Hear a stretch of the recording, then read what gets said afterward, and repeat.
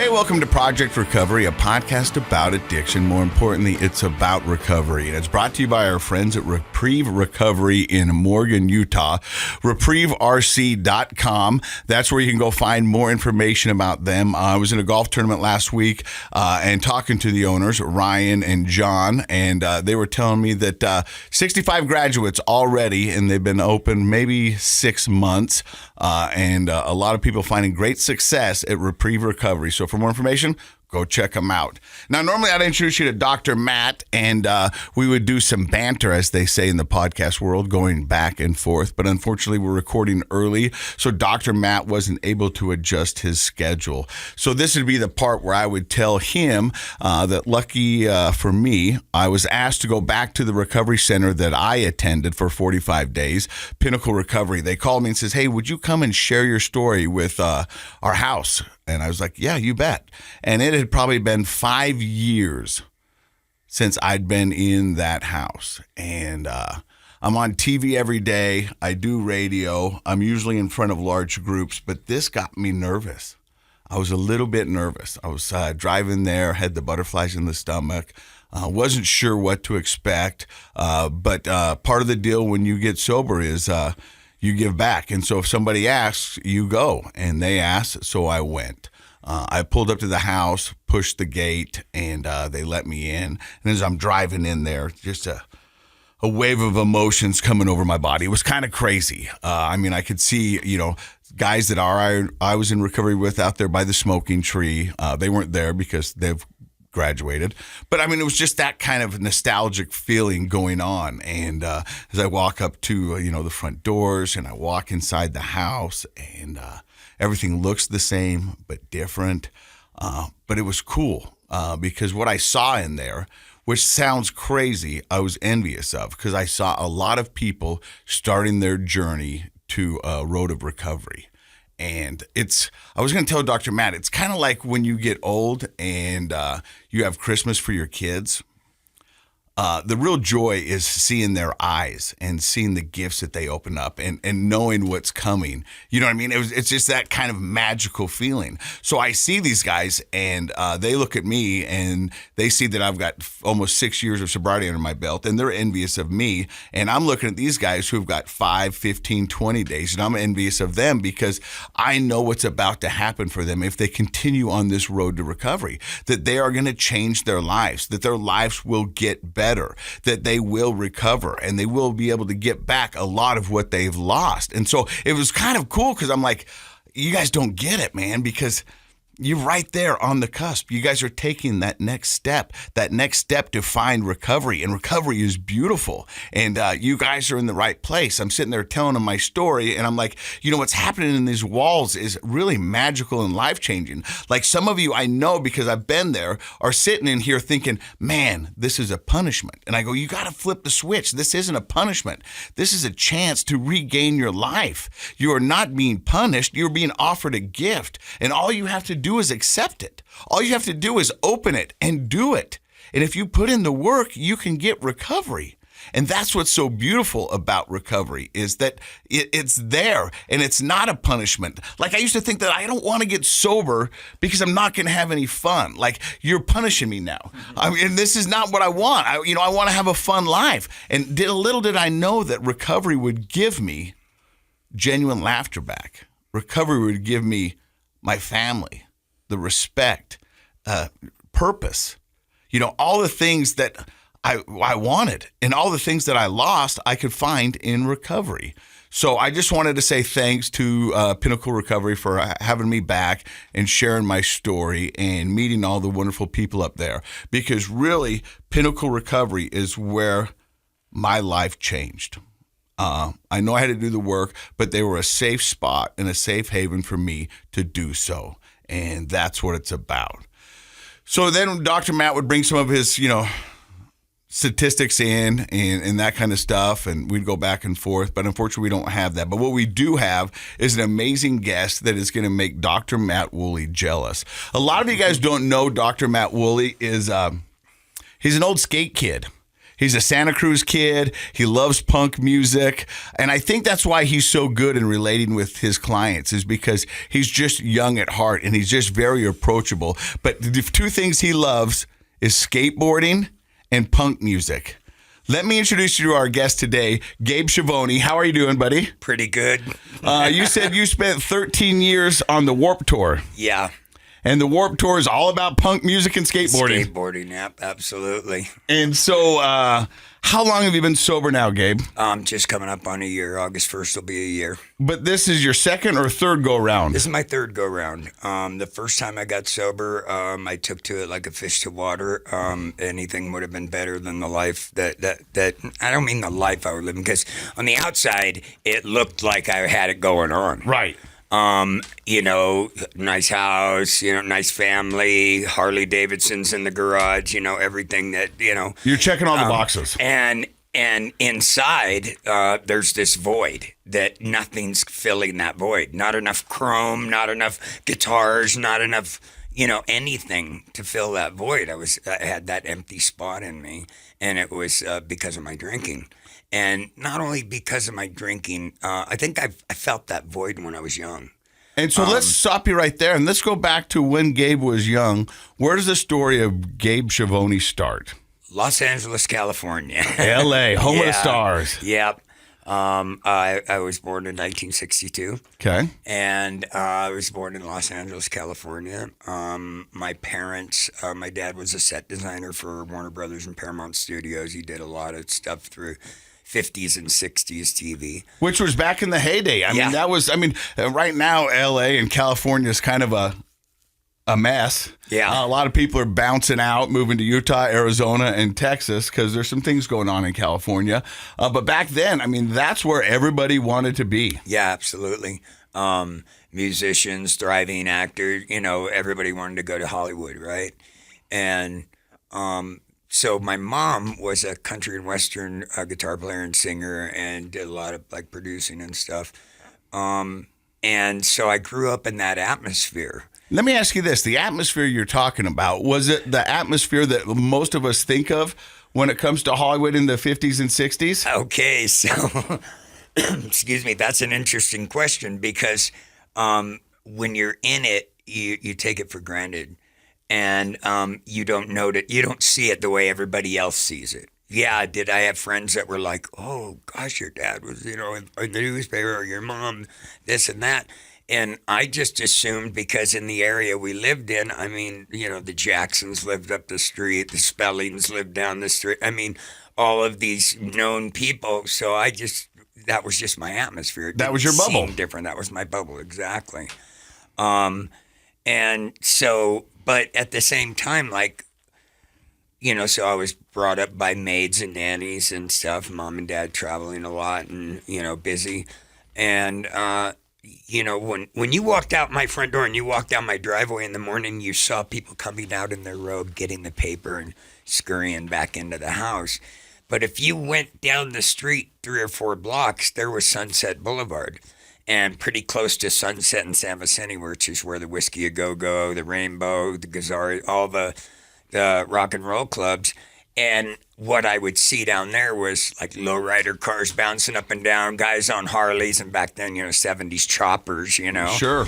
And what would look more attractive to you as a kid, the newspaper guy with the robe or the guy on the Harley. Or bouncing lowriders. Or bouncing lowriders, exactly. And so... And it was really an interesting time because while I was born in the 60s, I'm a product of the 70s. Sure. And during the 70s, this is what was going on. These are the things that I remember. I remember my oldest brother coming home from Vietnam.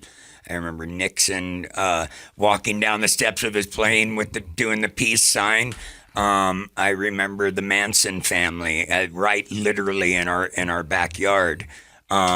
And several other serial killers. The media was flooded with a lot of fear. Yeah. And Time magazine and all Life magazine were showing pictures of bodies stacked up. I mean, I don't know if that stuff would fly nowadays to show the graphic pictures they did of the Vietnam War. But so the world seemed like a big confusing place to me, and I wanted to follow a dream. I wanted to be like my mom, not in country. While I appreciate old school country, Sure. I wanted to be like Led Zeppelin and Aerosmith and Ted Nugent. And I was good at guitar early. You know what I mean? So, even at a young age, you were more attracted to the arts rather than sports? Yeah. Yeah. I was not, More comfortable with a guitar in your hand than a football. Yeah, if you gave me a guitar in my hand, I could present to you the same thing that Michael Jordan could present With the basketball. basketball. I love that. And so you had a dream. When you were a kid, we've had a lot of people on this podcast who talked about their addiction and their early beginnings, that whether they knew it then, they do know it now, suffered from some sort of anxiety or just kind of feeling out of place at all times. Did you ever suffer any of that? Oh, absolutely. So, I was either the kid at school with long hair and bell bottoms. And then in 1976, I was skating an empty pool in Van Nuys, and a guy came up with a boom box and he set it down and he pressed play and the Ramones came on and it changed my life. I went and I was like, and then the next thing I saw was, the Sex Pistols and the Dead Boys and the New York Dolls and all these cool bands that just had this image. But they were trying to keep it down, you know what I mean? Like, okay, this is weird. We can't let this get out. Yeah, I mean, I remember having a big blue mohawk, right? And a safety pin through my ear. And my dad had a heart attack, and they wouldn't let me into the hospital at Cedars-Sinai because I looked crazy. Really? Yeah, it was not. I mean, like nowadays you walk into the bank and the girl in the bank's got ink across your neck. Yeah. Then it was not socially acceptable. You looked like you were mutilating your body. You looked like you were a freak. So for a lot of people who might be just listening to this and not watching it on YouTube, Gabe here, you've got some face ink. Yeah. And and that's becoming more commonplace now. But yeah. Back in the 70s and 80s, tattoos were not the norm. Yeah, no, maybe if you had a bulldog and USMC, like people respected you, but... Or a No Fear or a Mom or something like that, or a tribal band. Right, but if you had like an anarchy tattoo on your stomach or your chest or something, people tripped. Yeah. And so like either I was that kid that was awkward, I was that kid when I was really, really young. I remember my dad, Italian, wanted me to play the accordion. Sure. What I mean? Yeah. And so I'm walking over from school with this accordion and these older kids, look, what's in the box, kid? And I was like, it's my accordion, like all proud of it and not knowing that was like the goon thing, right? Yeah. Or whatever. And they took it out and threw it in the street and beat me up, right? Oh. So, and then it was like, as I got older with the long hair and wearing the puka shells and stuff and, thinking that I was Jimmy Page or Robert Plant or something. Do you remember the first time you tried alcohol or drugs? Yeah, I was 13 years old. I was at a party. And this is where it starts, okay? This is where it starts. I go to a party, and it's a keg party, and it's in the valley, in San Fernando Valley. And there's a band playing in the backyard, and they're doing, cover songs, really cool. And this girl handed me a cup with beer in it, and I guzzled the beer down. And next thing you know, somebody handed me a bottle of Johnny Walker, and I guzzled that down, and I looked at the guy playing guitar, and I went, they were taking a break. I go, hey, can I play your guitar? And he looked at me like, yeah, go ahead, kid. And I did Jimi Hendrix's version of the national anthem. Really? And it was 4th of July, and I met the girl that night. I became the popular kid at school. I showed up this band, and I didn't equate it to all the work I'd put into becoming a good guitarist. Right. I didn't equate it to being a charismatic young guy. I equate it to that came from this. That came from the booze. So that was cemented in your psyche early on that you were like, hey, because I had this and this happened. Yeah. So you automatically make a relationship between this and that. Absolutely. And it got to the point where like I couldn't take stage without a drink. And I'm the kind of, so the other half of me, the Italian half, the other half of me is Native American. Uh-huh. And my mom used to say, "You're Italian or Native American. That means one thing: you got no business drinking." So your mom knew this, Oh right? yeah. And I mean, early on in my drinking, people would say things. Have you ever noticed nobody's ever drank with you twice? And I wasn't a mean drunk. I was just out of control. I was the guy that would skateboard on a 40-story building ledge and call you a wimp for not trying. And see, and that was me too. I mean, like my friends, and I always thought it was a race, and they were like, "Yeah, it was never a race, but you were always winning." And I was like, "But that's how it was, right?" I was like, Absolutely. You know, it was like, well, if one's good, two's gonna be great, four is awesome. Let's do 8. Yeah. You know, what I mean, that's the math in my head. That's how it worked when I drank. Yeah. And so early on at 13, you started drinking, and you associated that with fame and popularity. And I'm guessing that probably drove you around for the majority of your teen years. A lot of years. And it went from being the guy that was the party guy to being that guy that, couldn't wake up without a drink. I walked around with a tumbler, like a big gulp tumbler. Yeah. I would fill it full of scotch and ice. And I would walk around with that, and then whatever mixed drinks people bought me, or you know what I mean?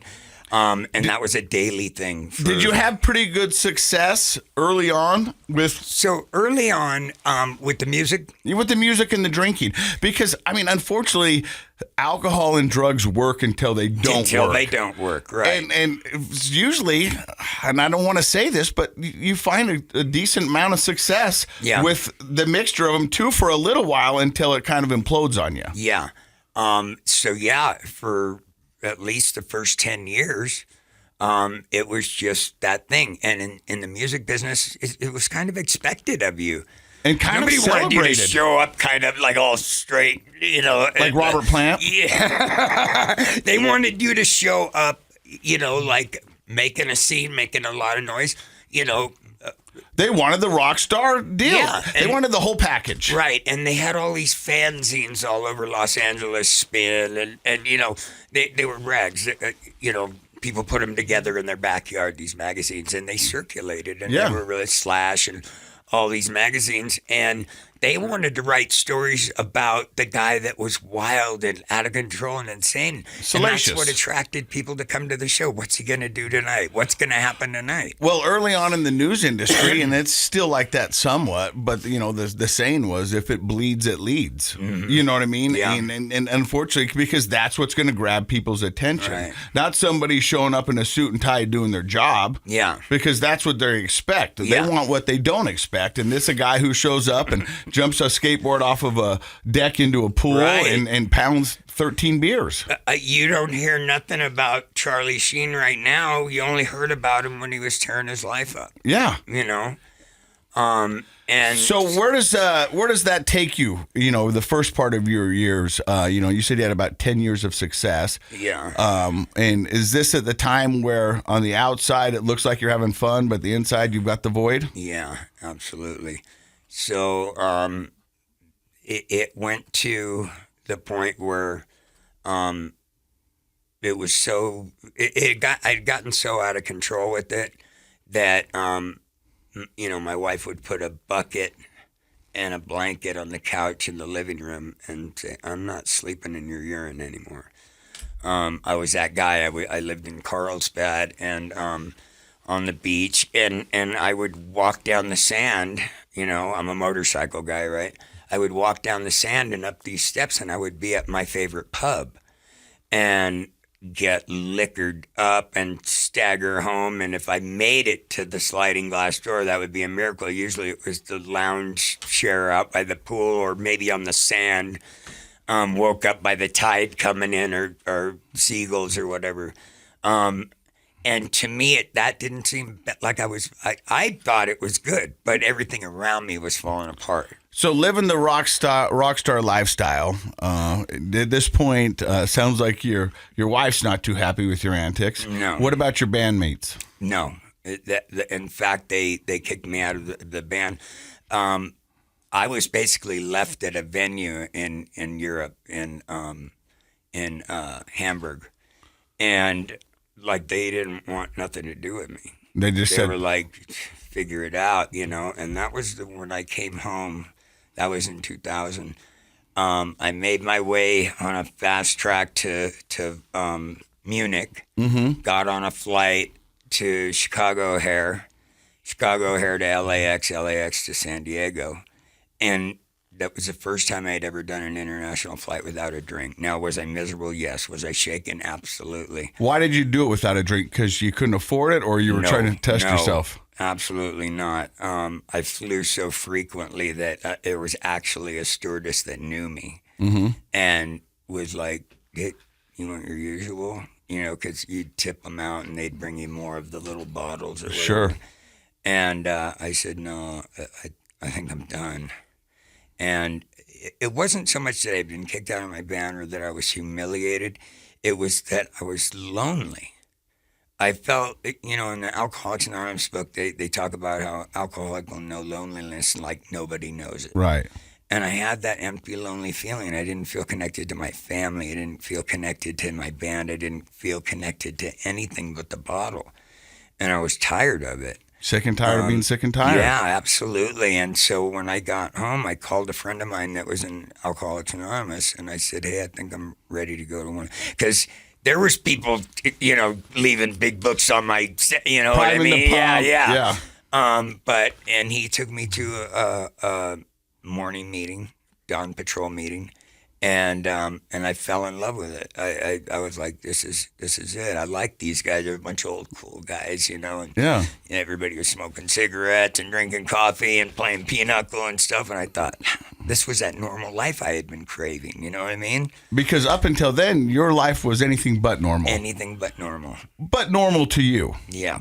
And so you go to that and you go to your first meeting. You find a community, which is the opposite of addiction. It's connection. Connection. You found some connection. Yeah. And how long did you do that for? I stayed sober for 10 years and 8 months. 10 years and 8 months. And what happened? Wait, before we get to what happened, what did you experience in those 10 years and 8 months? A lot of change. A lot of, I don't want to say growth, because the thing was during that 10 years, I still thought that alcohol was the problem. Mm-hmm. And so I thought because the alcohol is gone, everything, no problems no more, right? Mm-hmm. During that time, I lose a child. I have like a bad motorcycle wreck. Like life is happening, right? And so that's the crazy thing. And that's what I wanted to talk about is a lot of times people, when they get sober, they get in the world of recovery, they think, well, I'm not doing what I was ruining my life, so my life should be better. And not necessarily true. Yeah. Life still happens. The reality is that you don't have this also dragging you down. You don't have this also clouding your vision. You don't have this, you know what I mean, making things harder. It doesn't mean life's going to get better automatically. It just gives you a better chance at making it better. Yeah. And you know how alcohol enhances your personality, how it enhances all, okay? Yeah. There's something else that happens, okay? You get like all that stuff that it enhances. Well, it enhances you being an a-hole. It enhances you being angry. It enhances violence, right? All that stuff. Sure. Well, those are the things that never got treated when I got off of the alcohol. They call it being a dry drunk. Yeah, absolutely. So that's what I had. And I experienced, I got diagnosed with laryngeal cancer on my vocal cords, and it wasn't from smoking. It was from singing improperly. It was from screaming into a microphone for 20 years, and they prescribed me Percocet, OxyContin, and Norcos. And up to this point, that wasn't your jam. I didn't have any experience with drugs. Up to that point, you were just all alcohol. Yeah, I took acid in '79 at a Pink Floyd concert, and I said, didn't? drugs are not for Who me. didn't? You know what I mean? Who didn't in 1979? But yeah, so like and what happened was that those opiates, they made me come up, and they made me like feel like, the guitar looked cool again, and everything looked cool again. I loved it. It gave you a zest again for life. What it did was it masked all the stuff that I had been avoiding dealing with. You say mask, what I would say would numb. Numb. It numbed all the stuff that was actually causing you internal You pain. mean the same thing I mean with different words, right? Yeah, you know what I mean? But that's what it was. You know, we mask, numb, run, or hide from our true emotions. Absolutely. And for me, that's what alcohol did. And sounds like that's what opioids was doing for you. Mm-hmm. And it took me about 18 months to go broke. 18 months. So you were in. I was in. And I was nodding out in meetings, and people were calling me out on it, like, my name's on the bottle, dude, back off. You don't understand. You didn't lose a kid. You didn't, and I see, and I want to talk quickly about this. You can talk whatever you want. Trauma, okay, is, yes, it's painful, but an alcoholic or an addict, trauma hurts for a little while, and then it becomes your victim tool to keep everybody away. You don't understand. Nobody touched you when you were a little kid. You didn't lose a child. Your mom didn't die in your arms. All this, we're selfish, self-centered people. Oh, yeah. That have this pride level that destroys everything, right? And master manipulators. I can turn anything into a reason why. Was I sad when my child died? Absolutely. How long was I sad for? Just until I figured out that I could wave the victim flag and people go, leave him be, man. He's in a lot of pain. Yeah. He lost a child. Isn't that? And, and it's messed up as that is, bro. Like, that's the deal. People... And so here's the thing, is I don't think we, on this podcast, I'm not trying to justify or rationalize. I'm just trying to let you know the insight of what's going on. Absolutely. You know what I mean? And so people are like, well, how could you? We go, well, I'm trying to explain. Yeah. In my wiring, in my brain, this is how it comes, and this is what it does to you and makes you distort and manipulate and do these things. Yeah. Exactly. And so 18 months, go broke. I go broke. Never been broke before, right? Grew up with money, went out and made my own money, had the life and everything. So let me ask you this. Did you go broke because the prescriptions ran out, or you were just using more than you could even find? No, I couldn't do anything. I was so messed up. Like, there was no more music money coming in. I wasn't playing shows. I had when I moved up to Utah, I got out of the touring business, and I went and got a CDL and became a truck driver and bought a truck and became a truck driver and was making good money at it and stuff. Well, here's the deal about me, okay? Mm-hmm. I'm the guy that will have, like, everything, but that 6,000 square foot house, I'm renting it. I don't own it. You know what I mean? Yeah. I'm like that, right? So I don't even have any medical insurance. I got it for my kids, but I ain't got it for me. And Huntsman Institute up there, when you're going through cancer treatment and chemo radiation, you're looking $30,000 to $60,000 a month. Wow. In medical bills. And of course, I don't want to lose my voice. I'm a singer, I'm a talker. If you take my voice, I'm out. And so I'm paying these medical bills out the yin yang, and next thing you know, I'm down to 20 grand. Right? Sounds like a lot of money. Hey, that would have been a great one. I went and saw North Temple. That 20 grand would have sounded like rich. Yeah. But to me, it was panic mode. And so I got this bright idea, because now, since they've cut me off of those pills, now I'm a heroin addict. Because I'm not going to get sick, So walk me through that. How quick did you go from pills to heroin? Was it pretty seamlessly, or was it something that you contemplated? 18 months. I did not even contemplate it. When they cut me off, I got sick, right? Mm-hmm. Dope sick, right. And this girl told me, go to the methadone clinic. Okay. 5:30 in the morning, we go to the methadone clinic, and I meet what I call nowadays the pajama mafia, right? People that are in their PJs at 5:30 in the morning going to get their dose, right? Got their blankets wrapped around them. Yep. And the line's long, and I'm sick, and this girl says, I got some heroin, let's go. Now, in being in the music business, I've seen people shoot up. I've seen everything, right? Mm-hmm. So I go, all right, yeah. And so I do it, and I'm like, oh. And she goes, but the methadone clinic is for a backup. This way you never get sick. If you're on methadone and heroin, if you ain't got heroin, you still got methadone, right? This tumbles into me being a drug dealer, guns, like all this stuff. Like, I'm a guy, I'm a musician. I'm a musician. And I'm so and my ego won't let me tell these people on the streets that I was once this guy, because then they'll think I failed at something, right? Yeah. So I don't even tell them my story. I'm just who I am today, right? And and it's crazy because like they're all kind of, they can tell there's something different about me, right? Some people thought I was a cop. Yeah. Because I was so odd in that scene, right? And all I knew about the criminal world was like what I saw in like Pulp Fiction and you know, movies. So I went straight for 44 Magnums and, you know, like I'm acting like what I've seen in Scarface, right? Yeah. In Salt Lake City, drawing all kinds of attention to myself. And next thing you know, they're raiding my place. The SWAT and the tactical, and they're coming in and they're tasering me and everything, right? Well, they don't get nothing, right? Right. Yeah, no, Let's go there. Yeah.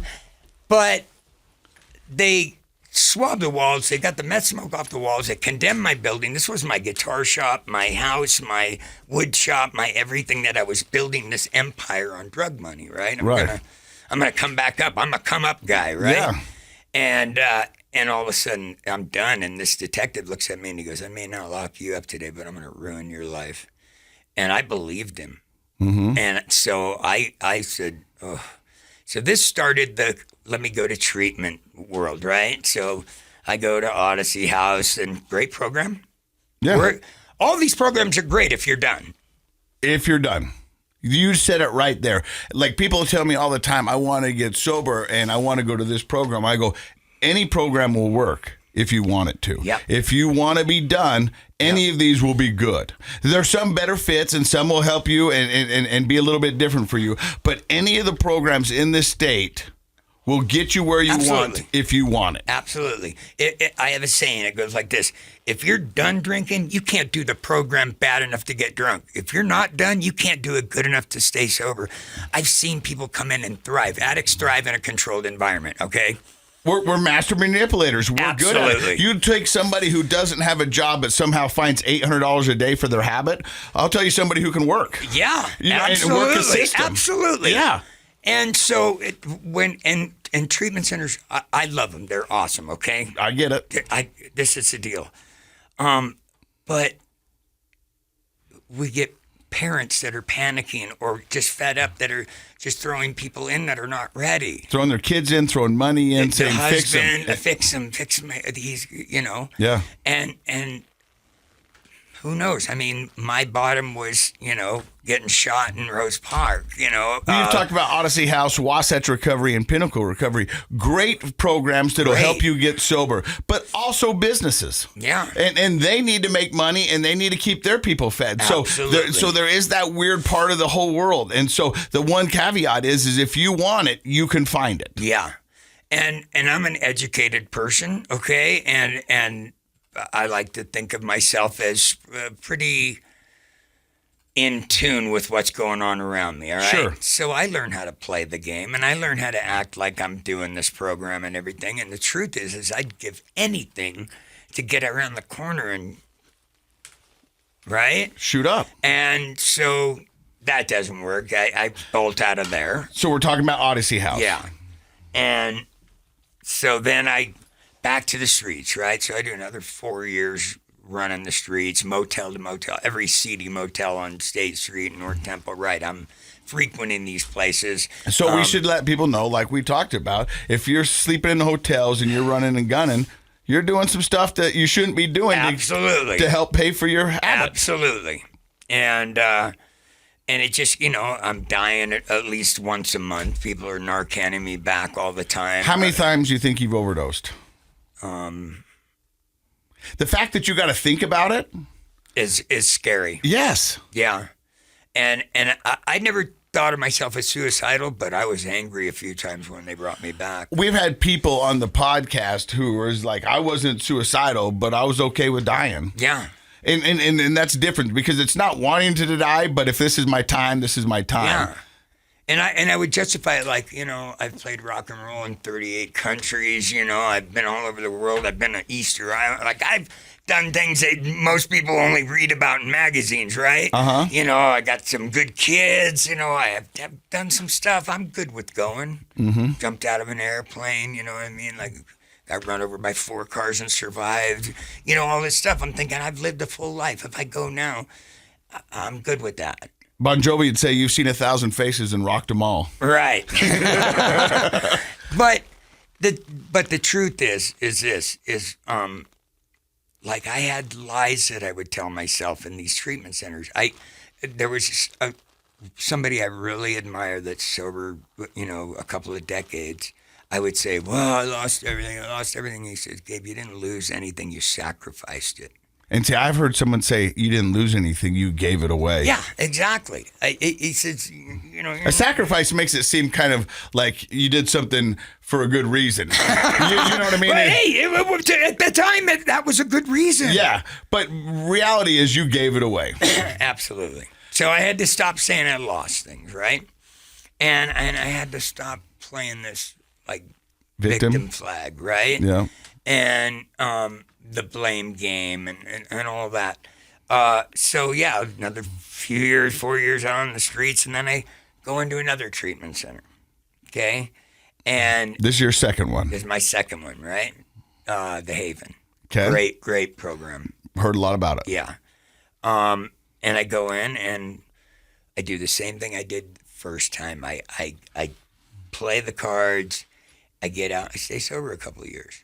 I've met a lot of people in my recovery time who got really good at the recovery game. And I feel bad calling it a game, but that's what they called it. They would say I would go in, I would put a year together, knowing that was going to allow me to have another 3 years on the back end to go out and relapse or go out and do this. And I mean, I hate to laugh about it, but it's true story, is that, you know, you've heard the term institutionalized for guys that are in and out of prison their whole life. Yeah. They do better in prison Yeah. than they do on the streets.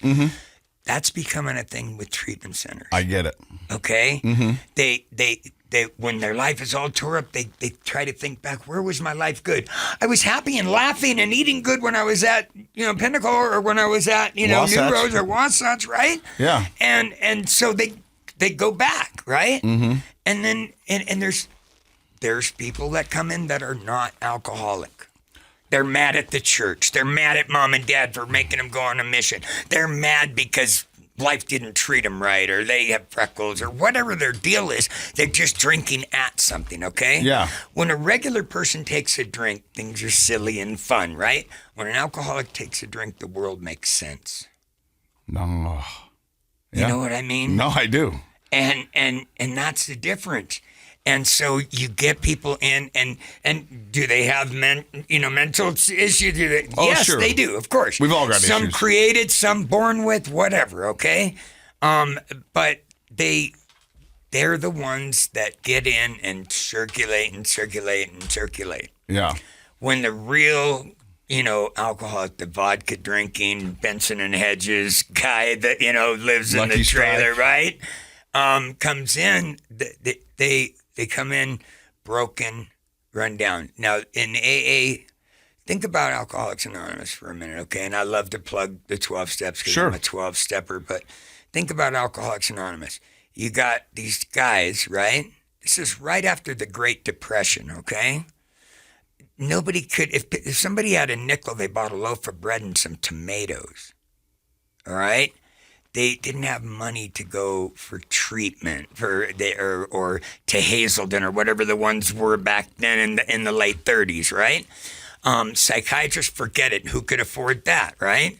So they had to look at it from a spiritual angle, and the steps are a spiritual exercise. I get it. To align your moral compass with your actions, right? Now, there's that void I was talking about, it's closed up, right? You act the way you feel is right, and you understand yourself better. So they had to come at it with an approach of like this, we treat only low bottom cases. guys that are hospitalized from it, that are dying, the liver's failing, right? There's no job on the, on the burner. There's no, I'm taking a leave of absence or 30 nothing. days, whatever it may be. Yeah, right? There's none of that going on. The house is in shambles, and, the wife's on her knees every day in the Catholic Church praying that her husband's going to get better, or she's kicked him out. Mm-hmm. Now, fast forward to now, where people come into treatment centers that still have 2 cars in the garage. They still got a Rolex on their hand. You know what I mean? And so where do you determine where the bottom is? You can't say, because the guy that's out there underneath the blanket in the tent over here in front of the road home, and the guy who can't make his mortgage and his wife's filing for divorce, they're in the same hell. Yeah, the same bottom. You can't tell me what my bottom is, just like I can't tell you what your bottom is. Yeah, you can't say this is a gold-plated bottom and this is bottom, because it's a spiritual bankruptcy. Yeah. And so having an understanding of that and walking into a treatment center now, it's like, have the wheels fallen off? Are you done? Are you willing to do anything? Because when I called Christian that night, and I was in that abandoned house. Okay, so let's tell that story. Okay. So what brings you to your last rock bottom before you entered into Wasatch Recovery this last time? Okay, so I'd stayed sober for a couple of years, and I had this bright idea because IRS is garnishing my wages, and I'm paying for, consequences of my actions have no expiration date. Mm-hmm. Just nothing. You get sober, life's still coming at you. You're scared of the mailbox because the envelopes coming in are starting to change colors, and they're demanding. I used to address. say that when they would come in pink or yellow, they were mad. Yeah, those ones needed to be paid first. Right. So, my bride, look, I'm just going to sell some drugs here. I'm not going to use. Yeah. It sounded like a good plan. Sounded like a good plan. Didn't work. Anyway, that took me on a 9-month run. In that 9 months, I did more damage than you can imagine. I mean, I got shot. I got arrested for distribution. They were dangling prison over my head, which would have been a step up from where I was living. Prison would have, if this was where I was, prison would have been up here, right? And they said, either you go to treatment or you're probably going to go to prison. And I had to think about it because I knew if I went to prison. Isn't that crazy? They either go to treatment or prison, and your answer is, let me think about it. Let me think about it.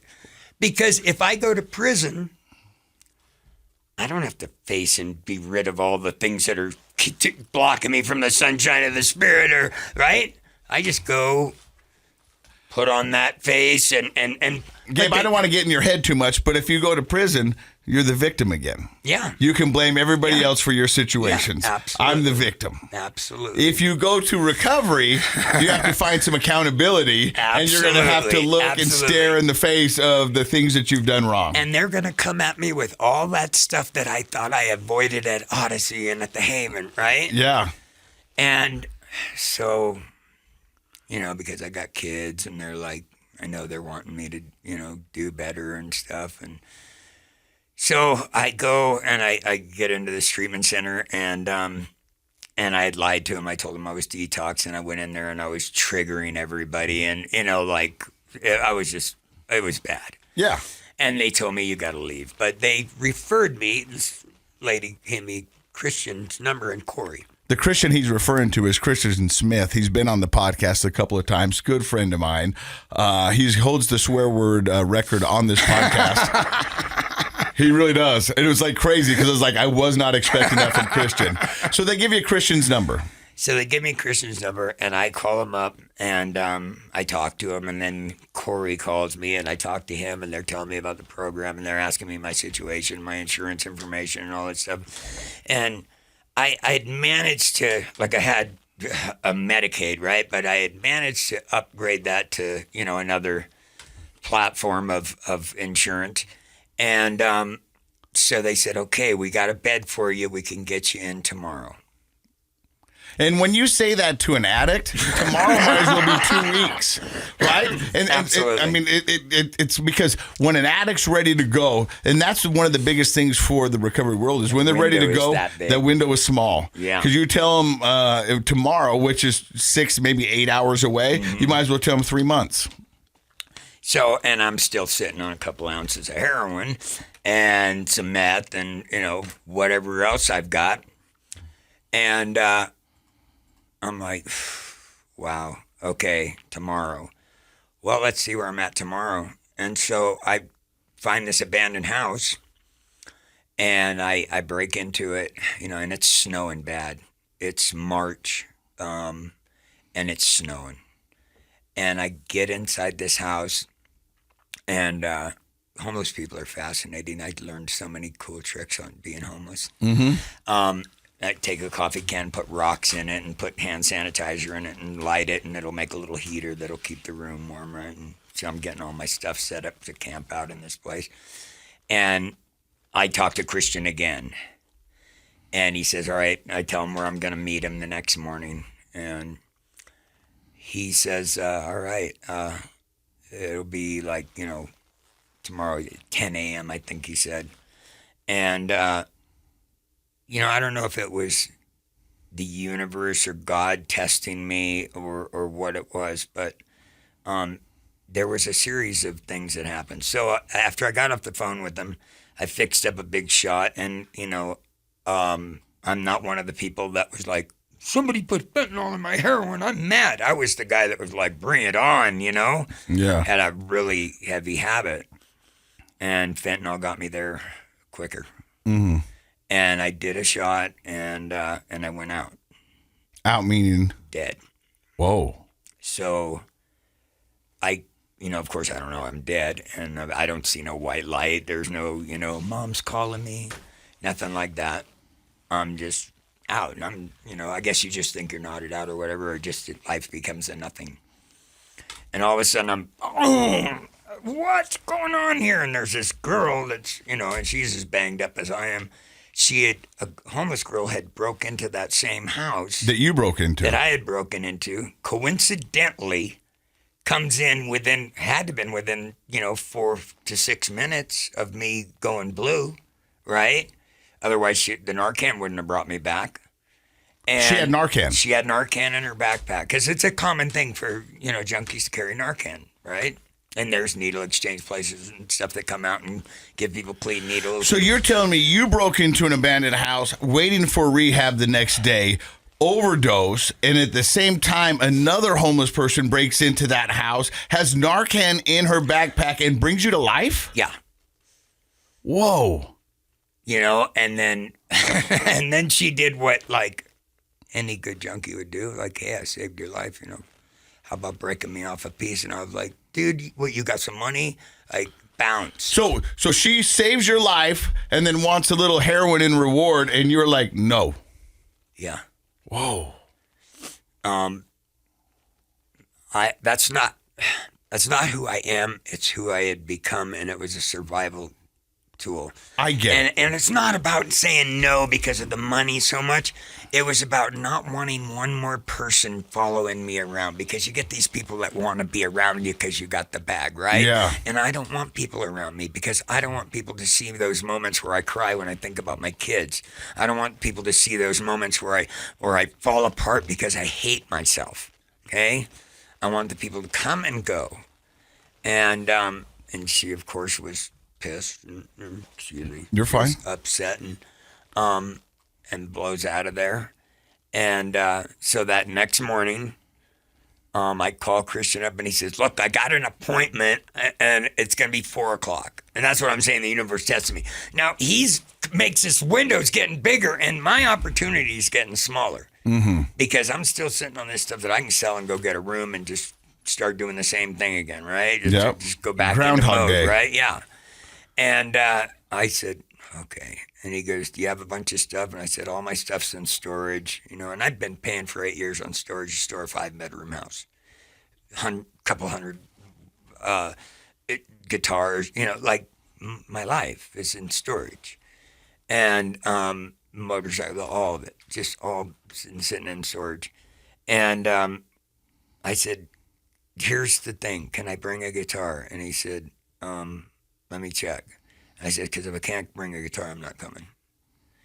And he says, we're talking about your life here. You can't go, well, I said, no, I want.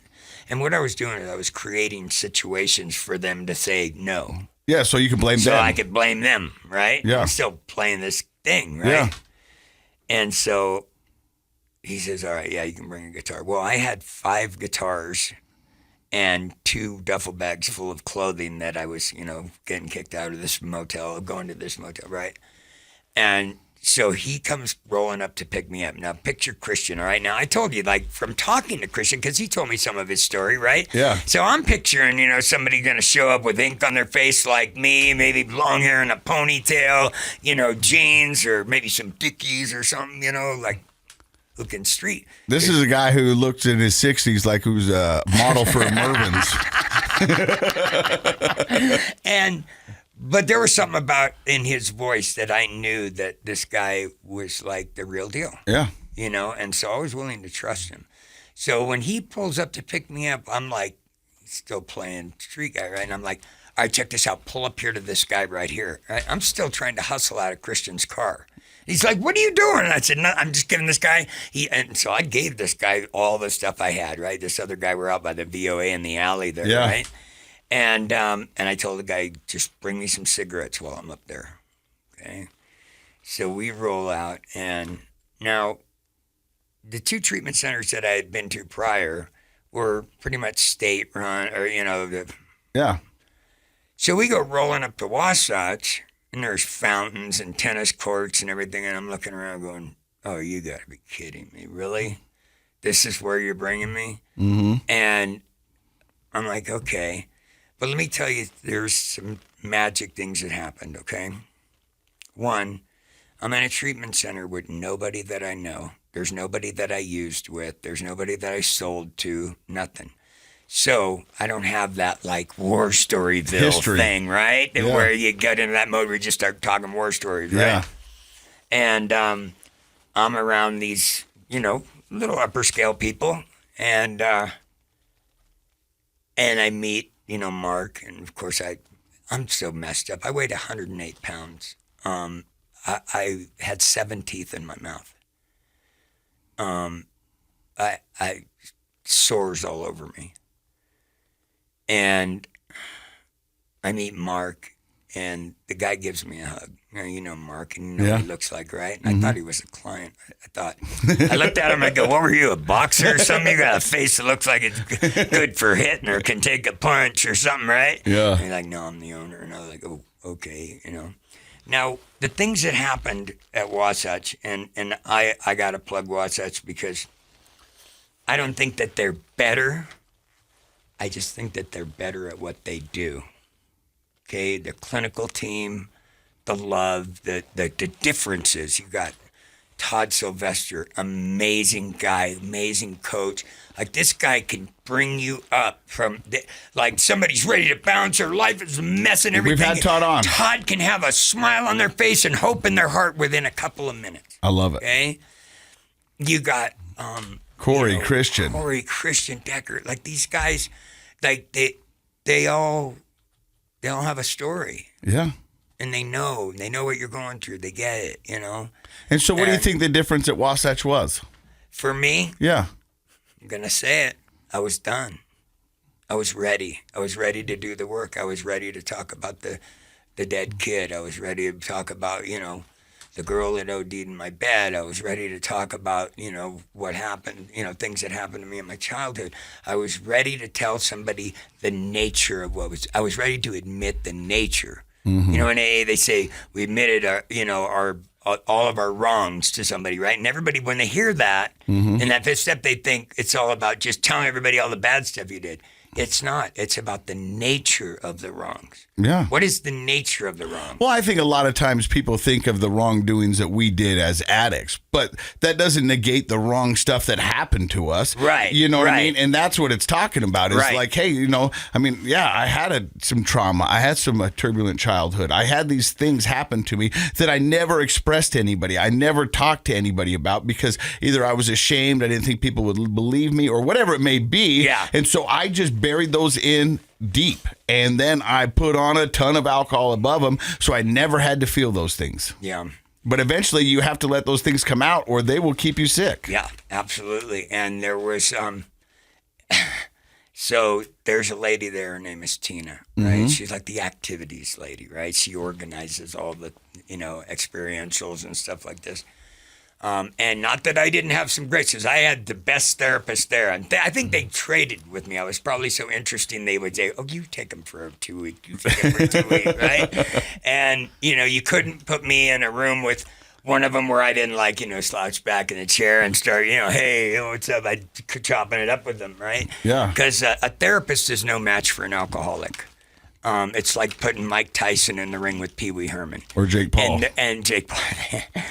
And the reason for that is that nobody tells the truth when they get into therapy. They tell part of it. They tell some of it. They tell, unless they're done. I've heard people say I'm being as honest as I can. As I can, right. And I get that part of it too, but if you really want to get to the root of the problems, you got to be as honest is. Yeah.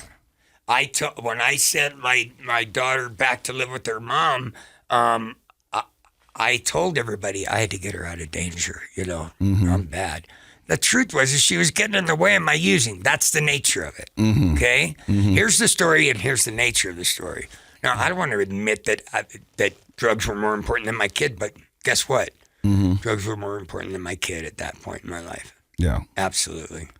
And so those things, but that lady Tina, and I plug her every time I talk, because what she did for me was when she would take us to the movies or take us bowling, she would tell me, hold your head up. Don't look down. Hold your head up. You have every right to be out here enjoying life. And she brought something back to me. She let me know that even with the ink and even with the everyday, that I still have a place in this society. You're a person. I'm a person. That matters. I'm a human being that matters. And that's the lady that brought it out, not the therapist, it was the activities lady, because I didn't do things. It had been so long since I had gone bowling or gone to a movie. I couldn't believe they had heated and electric seats. I think the last time I was in a movie theater, it was that stiff thing where could, that maybe still had ashtrays in it. Well, I tell the story all the time. Recovery and treatment was the first time I ever played softball sober. Yeah. I was like, I didn't know you guys did this sober. And they're like, oh, yeah, everybody does it. And I was like, whoa. And I had never done it. Yeah. I had never done it. I went out, we do sober softball, and dude, I couldn't do anything. I couldn't hit the ball. I couldn't throw the ball. I couldn't catch. I've got a broken nose and 2 black eyes because I was waiting for the ball. The guy says, wait till the ball's coming at you and then align your mitt. I was running at it, holding the mitt, trying to line up, right? Anyway, but I got, and the same thing with the softball is the same thing with the recovery. I learned where to stand at the plate. I learned how to step into it. I learned that I don't hit the ball with the part next to my hands. I learned that that's what the other end of the bat was for. I learned, how to break in a mitt. And the same thing with my recovery. I learned how to do these things. Now, you asked when we got in, how long have you been sober? And I don't dislike that question. I think it's important to celebrate with the number on the medallion so that the newcomer can see that it works, right? But I don't measure my sobriety based on the number on that coin. My sobriety is measured by things like I've had the same phone number for a year. It's a big deal, bro. I've been sleeping in the same bed for almost a year. That's a big deal, bro. I got sheets and pillowcases that I bought like a grown-up. That's a big deal to me. I left my phone in my girlfriend, who, by the way, my girlfriend Stormy, today's her 4 years. So shout out to her. She's an amazing lady. I left my phone in her car. She dropped me off. at home, and I had left my phone in her car. Now, I've got no way to call her. And of course, you know how the world is today. We don't remember phone numbers Nope. like I did when I was a kid. 801-479-3789. That's Tony Henderson. Best friend growing up. Wow. Yeah, see? Yep. So, but I didn't panic because there's nothing in my search history that I'm ashamed of. There's no text from There's random no strangers. text from random chicks and stuff like that. There's nothing in there that I'm ashamed of.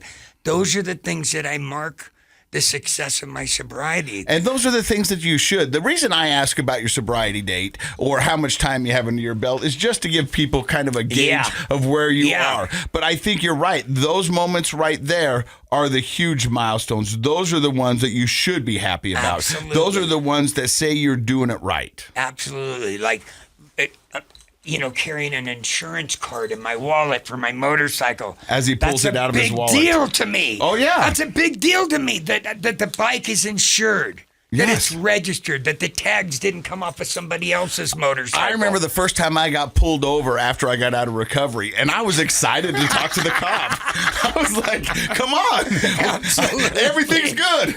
I don't have to hide. I don't have to do anything. You won't find anything. And then I thanked him for a ticket. You know what I mean? You bet. I was speeding. See you, sir. And it felt good. I understand. I get it 100%. So what would you say to people out there who thought they're too far gone or they're too broken, or there's a loved one out there of somebody who they think is too far gone or too broken? Wow. As far as the loved ones, unfortunately, they got to find it. They have to find it. They have to come and ask for help. You can't talk them into asking you for help. And that's hard. When I was a kid, my dad, he called me outside and he said, I want to show you something, because a bunch of my brothers died from drugs and alcohol and crime-related stuff, right? I'm the youngest of 7 boys, and the only one still alive are me and the oldest. I was messed up about it. And he showed me out on the concrete by the pool, there was 2 dead birds and the ants are eating them, baby birds, right? And he says, I've been watching that nest and that mama for the last month. And I was there the day that 1 flew and 2 splatted. And we teach our kids to do the right thing. We teach them to do their best. We teach them to show up, But it's that old saying, you can lead a horse to water, but you can't make him drink. And it's hard. But I mean, we could learn a lot from animals, watching how animals are. Like, the kids become teenagers, the tigers, get out of here, get out on your own, go do it, and live or die. That's hard to tell a mom to say that to their kid. It's hard to tell a dad to say that to their kid. But that's the truth. Go out and make something of yourself. Teach them the best you can. Go out and make something of yourself. And when they come back and they say, Mom, my life is a mess. I didn't do anything you told me to do. I have nowhere to turn anymore. I need help and I want help. Need and want. And then Mom says, okay, let's get you some help. That's a great thing. That's an amazing thing. It's an amazing thing. But you can't make them want it. And that's hard. As far as if you're at the bottom, if you're on North Temple or State Street and you're living in a tent, it's going to be a hard journey. Living on the streets is hard. Doing the next right thing, getting a job with a criminal record, all that stuff is hard. Todd says it all the time, choose your heart. I'm employed.